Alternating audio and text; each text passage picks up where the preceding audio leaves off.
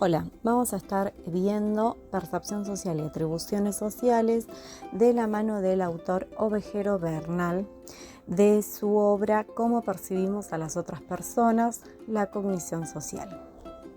Nos va a mencionar que la percepción se compone de dos procesos. Uno es la recopilación de datos estímulos y su recodificación para reducir su complejidad y facilitar su almacenamiento y recuperación en la memoria. Un segundo proceso nos va a mencionar que es en el intento de ir más allá de los datos que recopilamos, con la finalidad de percibir, poder predecir acontecimientos y conductas futuras y evitar así reducir la sorpresa y la incertidumbre. Nos va a decir que la percepción de la persona se va a caracterizar por ciertos rasgos. Va a ser activa, va a ser selectiva, va a ser inferencial, estructurante y es estable. Activa, ¿por qué? Porque incluso fisiológicamente la percepción social es un proceso activo. Selectiva porque nuestros filtros selectivos seleccionan los estímulos que nos interesan, ¿sí? Solo conocemos aquello que puede pasar por nuestros sentidos y los que dependen de nuestra atención, que es que solo nos fijamos en aquellos que nos interesan realmente. Es inferencial porque a partir de datos físicos inferimos conclusiones no físicas, como las emociones, por ejemplo. Y estructurante porque todo lo que captamos lo estructuramos a nuestra manera, ¿sí? Categorizamos a las personas como pertenecientes a grupos. Nos permite darle una estructura a esa relación social que se está dando. Es estable porque necesitamos percibir a los demás como estables. Es decir, que la percepción, tanto la social como la no social, demanda una participación activa por parte del percibidor, influyendo sobre ella las necesidades corporales, las necesidades sociales, las variables de recompensa y castigo, el sistema de valores, etc. Si bien la percepción de personas y de objetos tienen estos 5 rasgos que acabamos de mencionar, existen ciertas diferencias. Vamos a estar mencionando 3. Las personas son percibidas como agentes causales y los objetos no. Las personas son semejantes a nosotros, entonces esto nos permite hacer inferencias que no podemos hacer con los objetos. Y una tercera es que la percepción de las personas se da en una interacción que posee un carácter dinámico.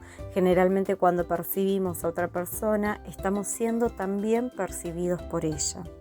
Nuestra mera presencia, el hecho de sentirnos observados o el contexto pueden hacer que la otra persona maneje la impresión que quiera, enfatizando ciertas características y omitiendo otras.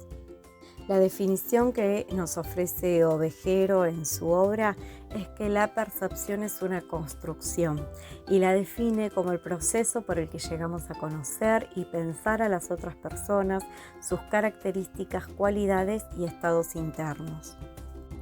Ovejero Bernal cita a Morales y Moya en su escrito, preguntándose cómo nos hacemos una impresión. Va a tomar de ellos que la psicología social ha estudiado 2 grandes temas de la percepción de las personas. Uno es la exactitud de la percepción, o más concretamente, que tenían los buenos perceptores. Y dos, la formación de impresiones, que vino a reemplazar a la exactitud de la percepción. Esta intentaba estudiar cómo los individuos usaban las diferentes informaciones que recibía de una persona para formarse una impresión coherente y unitaria de ella. Nos va a hablar también de cognición social. Va a decir que la formación de impresiones es una parte de la cognición social, que es el proceso de recoger información sobre las otras personas e interpretarlos. La cognición social implica, entre otras cosas, formarse de impresiones de los demás, buscar las causas de su conducta y recordar cosas sobre las otras personas. Entonces, ¿cómo nos hacemos una impresión de los demás? Salomón Asch presenta 2 modelos posibles: modelo aditivo y modelo gestaltista. En el modelo aditivo, la impresión final va a ser la suma de todos los datos estímulos, de las impresiones parciales. No se organiza en un todo, simplemente se suman unas con otras, pero este no resuelve o integra la información contradictoria. En el modelo gestaltista, los diferentes datos, estímulos, son organizados formando un todo. Cualquier información que llega es asimilada en función a la información que ya se tiene. El sujeto organiza en un todo todos los rasgos influyendo cada uno de ellos en todos los demás. La impresión final es dinámica y difícilmente predecible. Vamos a ver que Hash prefirió este modelo, el modelo gestaltista, e hizo experimentos en donde vio que cambiando un solo rasgo originó un cambio esencial en la impresión que se hicieron de esa persona. Se distingue entonces así entre rasgos centrales y rasgos periféricos. Un mismo rasgo puede ser central en un contexto y periférico en otro. Por ejemplo, si tenemos que contratar a un contador, no influiría mucho que sepa jugar al tenis, pero si yo también juego al tenis o soy un aficionado del tenis, posiblemente ese rasgo sea central en esta situación. Mientras que, si a mí no me gusta jugar al tenis, es totalmente periférico. Se inicia así entonces dos importantes líneas de investigación. Una primera línea, que es la de integración de la información, y una segunda línea de investigación, que son las teorías implícitas de la personalidad. En la primera línea, en la integración de la información, vamos a ver que en ocasiones recibimos información contradictoria sobre una misma persona. Por ejemplo, tenemos la impresión de que es puntual y un día llega tarde. ¿Cómo integramos esta información en una impresión coherente de esa persona? La teoría de Hash predice que adaptaremos la información contradictoria a esa impresión que ya tenemos de esa persona, y a esto lo llamará efecto de primacía. Si fuera que la nueva información nos obliga a cambiar la impresión que tenemos, se estaría frente a un efecto de recencia. Hash sostenía que el efecto de primacía es más influyente que el de recencia. Entonces, las primeras impresiones serán cruciales. De acá el esfuerzo de las personas por manejar estas primeras impresiones. Bueno, Bernal entonces cita a Secor, ya que él va a señalar 3 tipos de factores como factores determinantes de la formación de impresiones, y también nos dará 3 tipos de información que tendemos a prestarle atención a la hora de hacernos impresiones de los demás. Los 3 tipos de factores son los determinantes sociales y culturales, los propios procesos de inferencia del perceptor y las características o atributos del perceptor también. Los 3 factores a los que tendemos a prestarle atención es a la información sobre la pertenencia a un grupo o categoría social, por ejemplo, el sexo de la persona, la clase social, etc.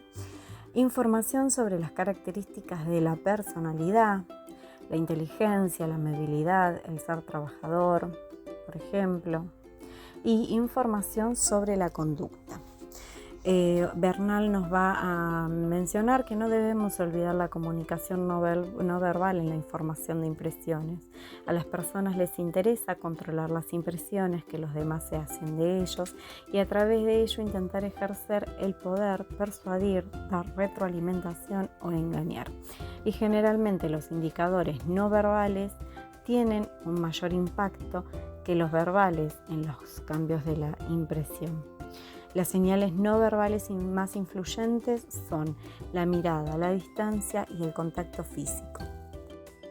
En el proceso de hacernos una impresión debemos entender 2 subprocesos básicos que se dan.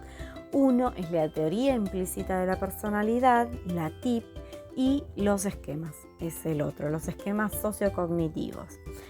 Hash presenta la TIP ya que con su investigación mostró que no solo inferimos tomando datos de afuera, sino que también inferimos llevando más allá esa información que nos fue dada.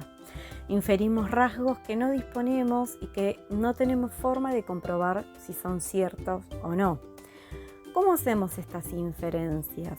De muchas formas. Una de ellas es por la teoría implícita de la personalidad. Son creencias acerca de qué rasgo o qué características de las personas aparecen generalmente fuertes. Por ejemplo, los atributos que le damos a una persona que es juez, que va a ser severo, que va a ser estricto, que seguramente es poco jovial, etc. Son implícitas porque no están formuladas en términos formales, siendo a veces inconscientes, con lo que es difícil de comprobar su veracidad. ¿Por qué somos tan dados a utilizar las TIC? Principalmente, como muchos fenómenos sociocognitivos, es por economía cognitiva. Como nos dice Moya, la principal razón de la TIP consiste en la necesidad que tenemos de estructurar, dotando de orden y significado nuestra percepción de la realidad y de hacer de esto de una forma lo más sencilla posible. Los esquemas sociocognitivos son estructuras cognitivas que pueden recibir diferentes nombres, por ejemplo, hipótesis, guiones, esquemas, categorías, prototipos, actitudes, marcos, etc. Esto es, el contenido que tenemos en nuestra mente tiene cierta estructura.